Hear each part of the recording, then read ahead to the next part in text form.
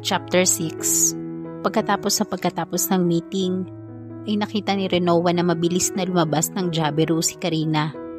Agad na sinundan ito ni Zek. Nilapitan niya si Lantis. Was that her? Tanong niyang tinutukoy ay si Karina. She's beautiful. Bakit hindi mo sinabing pinsan mo si Marquez? Hindi ka naman nagtatanong. Iritado na siya. And what's with the tone, Lantis?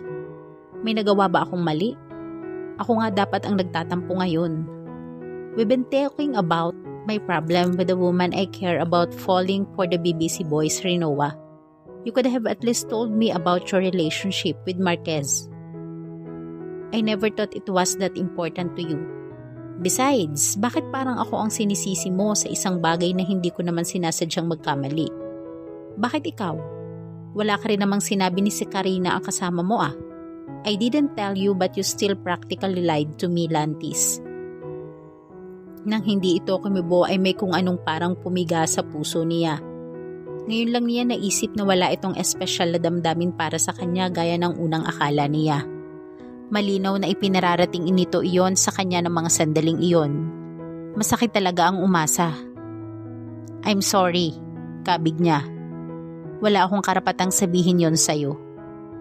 After a moment of silence, he got off and left without looking back. Ganun pala iyon, sa loob-loob niya. Kung gaano ka napasaya ng isang tao, ganun ka rin kadaling masasaktan niya. Bakit nga ba kung sino pang tanging taong nagpapasaya sa'yo ay siya ring mananakit sa damdamin mo ng sobra? She really felt like crying. Ni minsan ay hindi pumasok sa isip niya noon na iyakan si Henry. Pero kay Lantis ay parang gusto na niyang humagulhol. To think na hindi nga niya naging kasintahan ito. Pero pinanatag niya ang kanyang sarili. Nalampasan niya noon ang paghihiwalay nila ni Henry. Natitiyak niyang madali rin niyang makakalimutan si Lantis. Kung ayaw nito sa kanya, diwag. May LQ kayo ni Lantis? Tanong ni Donkey. Paano kami magkaka-LQ hindi naman kami lovers? Bakit umiiyak ka? Hindi ako umiiyak ah. Idinampi nito ang daliri sa kanyang pisngi. Ano ito? It was indeed a teardrop.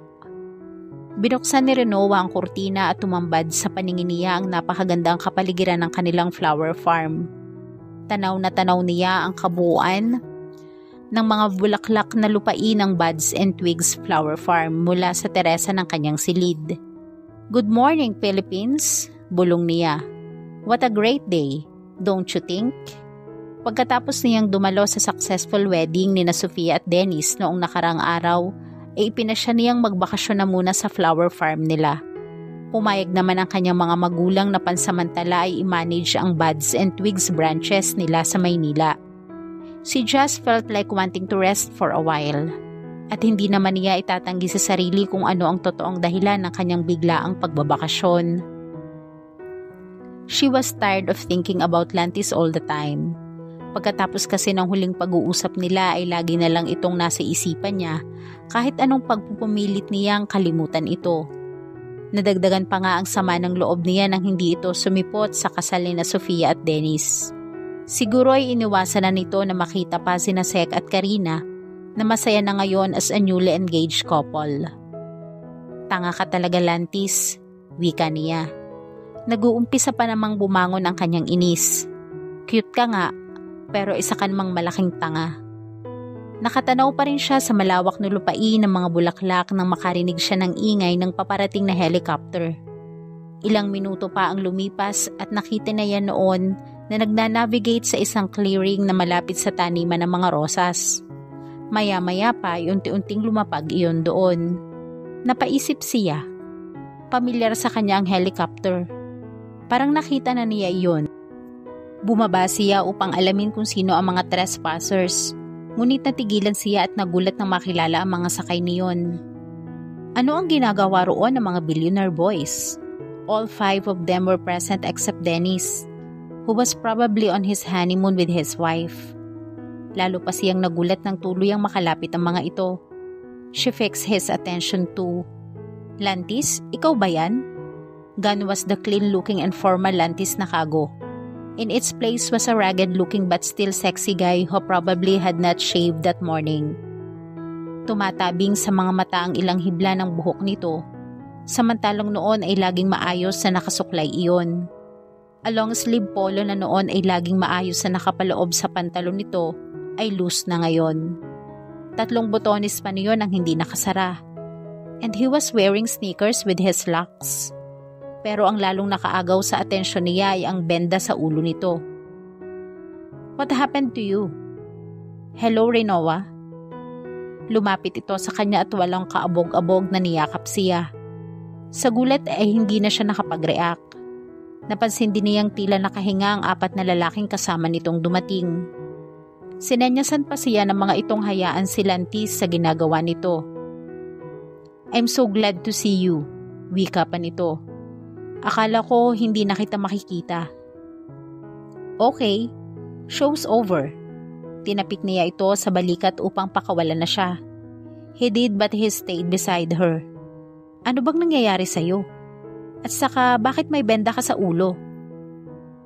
Kinapa nito ang tinutukoy niya at parang ito man ay nagulat ng makapa ang benda. Siguro dapat mo na ring malaman dahil ikaw lang ang pag-asa ni Lantis na tuluyang gumaling. Sabad ni Trace.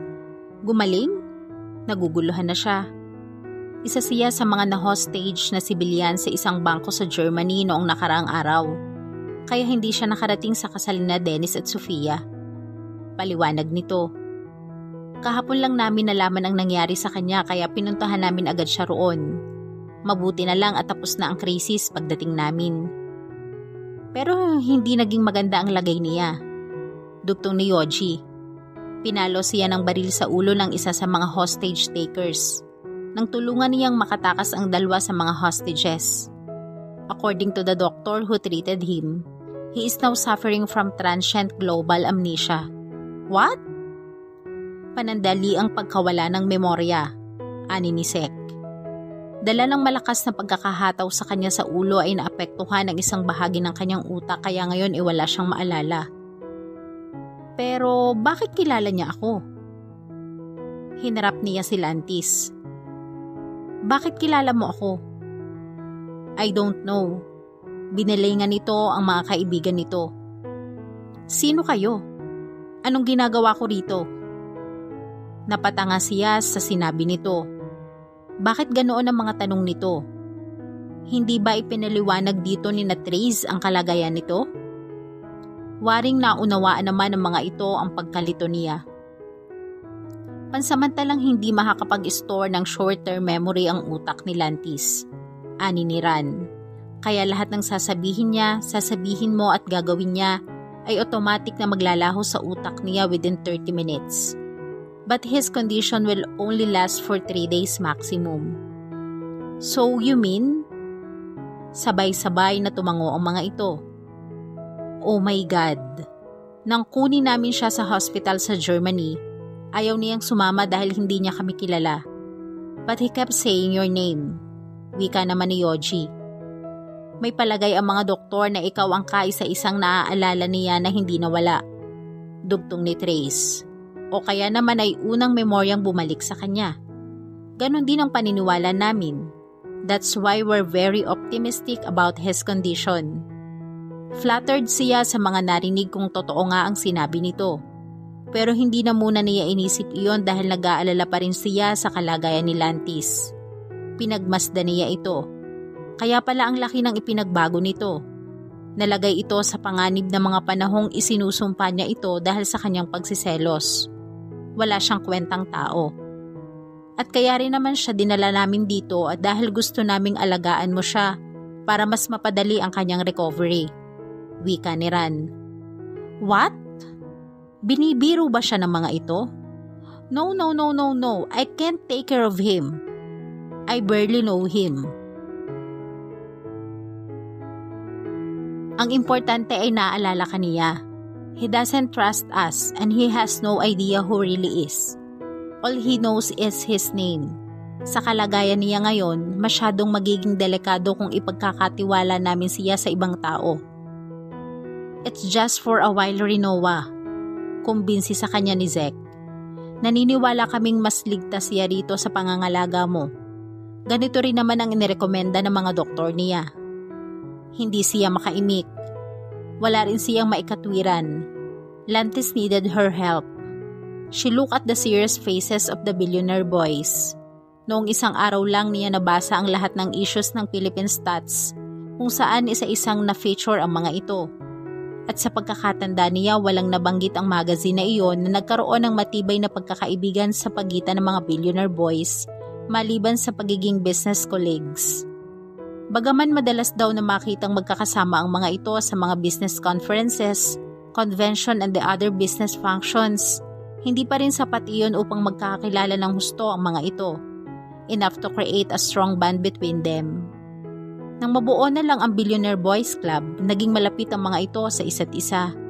Tila ang isyong iyon tungkol sa mga ito ang siyang naging daan upang magkakakilala sila ng husto at mabuo ang isang matatag na pagkakaibigan.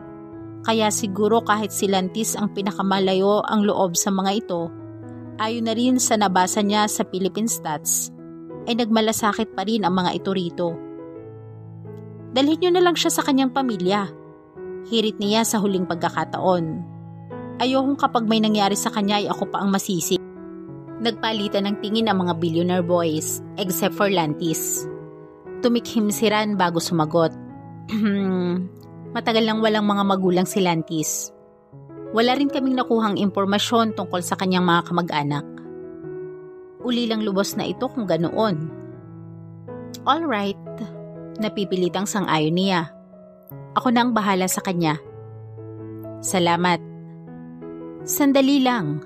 Bakit ako mananatili rito? Tanong ni Lantis. It's okay pare, ani ni Yoji. Mas madali kang gagaling dito. Gagaling? You mean I'm sick? Yes, but don't worry. Makakalimutan mo rin ito after 30 minutes. Bakit? Tinapik ito ni Trace sa balikat. Huwag mo na lang intindihin ang mga sinasabi namin. You'll be fine. Inabutan siya ni Zek ng isang calling card. Written there are private lines. Kung ano man ang mangyari o kung ano man ang kailanganin mo, tawagan mo lang kami. Wait, hindi ba dapat ay may numero din ako ng doktor ni Lantis? Saglit na nagkatinginan ng mga ito. Kapag kuwan, ay tumikhim si Zek. After 3 days, dadalhin namin dito ang doktor ni Nakago para check-upin ulit siya.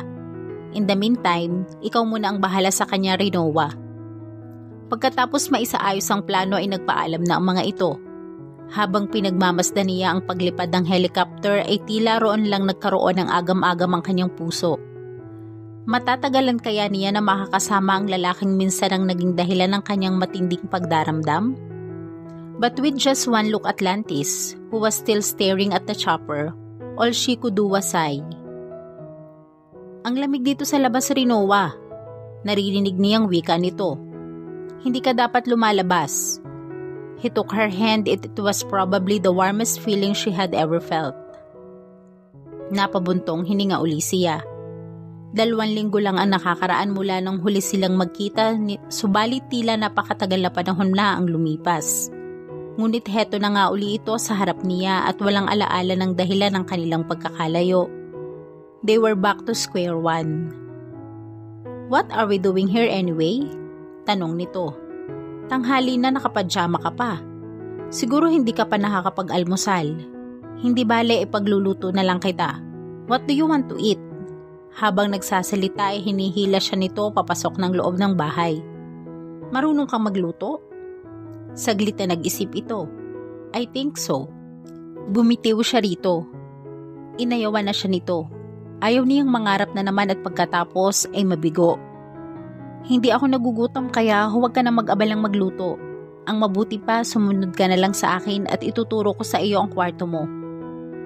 Binibiro mo naman ako, Rinoa. Dito ako nakatira kaya alam ko kung nasaan ang kumunot ang noon nito. Nasaan nga ba ang kwarto ko? Sa pagkakataong iyon ay siya na mismo ang humila dito patungo sa ikalawang palapag ng bahay.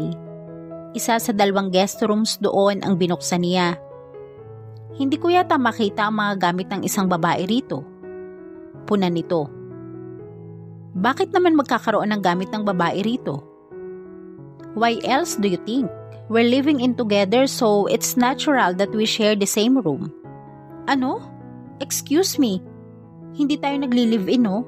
Ang kapal mo. He scratched his head in confusion. Ganun ba? Sorry, medyo pumapalya na yata ang memorya ko. Nagilty na naman siya. Halatang pinipilit nitong magkaroon ng normal na pamumuhay, kahit ang totoo ay nalilito rin ito dahil nga sa kasalukuyang kalagayan nito. Napapansin kasi niyang madalas ay napapakunot noo ito na tila ba pilit na iniintindi ang mga kakaibang nangyayari dito. No, you don't live here but you're on vacation here in my flower farm. Sa iyo pala ang flower farm na ito? I've never seen place like this. It's beautiful. Ramdam niya ang sinseridad sa tinig nito. Thank you. Do you want this room? I've been staying in this room, right? Of course, gusto ko ito. Pumasok ito sa loob ng silid at pinagmasdan ang kabuuan niyon. Again, she had her chance to admire him from afar. She felt a longing in her heart as she stared at him. Nang lingunin siya nito ay huling-huli siya nitong nakatitig dito. Ngunit sa halip na ipahiya siya nito ay ngumiti lang ito sa kanya. Her heart melted once again. May gusto lang akong itanong, Rinoa. Am I a good boyfriend? Good boyfriend to whom? To you. Muntik na siyang nasamid sa narinig. No, I mean, we're not really together. Hindi kita nililigawan? That's strange. No, it's not. Itinago niya ang nararamdaman na pagdaramdam dito. Nagkataon lang na hindi ako ang minahal mo. Hindi ikaw ang minahal ko? Gusto mong kumain? Pag-iiba niya sa usapan. Magpapahain ako sa mga katulong. Gutom ba ako? Hindi na niya pinansin ang komento nito. Nagpatiuna na siya sa pagpunta sa kusina. Wala naman ang kusinera nila roon. Marahil ay namalengke ito. Ngunit nag-iwan ito ng makakain para sa agahan niya. Iyon ang ibinigay niya kay Lantis pagdating nito roon. Marami yan Puna nito. Mauubos mong lahat yan? Sa'yo yan. Busog pa ako. Ikaw dapat ang kumain ng kumain. Mukhang kinukulang ka na sa nutrisyon. Napasinghapan nito na tila wala sa sariling makapa nito ang benda sa ulo. Aw, damit. Huwag ka masyadong malikot. Mabilis na ini-inspeksyon niya ang pinsalang idinulot nito sa sarili nito. Sariwa pa ang sugat mo. Kapag hindi ka nag-ingat, baka lumala ito. Naaksidente ba ako? Sasagutin kita pagkatapos ng 30 minuto, okay? Nang masigurong maayos pa rin ang lagay ng sugat nito ay naupo na rin siya. I can't believe I let myself into this.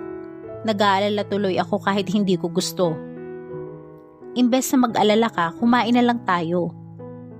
Akala ko ba hindi ka nagugutom? Nagbago na ang isip ko, baka maimpatyo ka sa dami nitong pagkain mo kaya sasaluhan na kita. Nagsalin ito ng bacon at itlog sa kanyang pinggan. Eat, makakabuti yan sa'yo.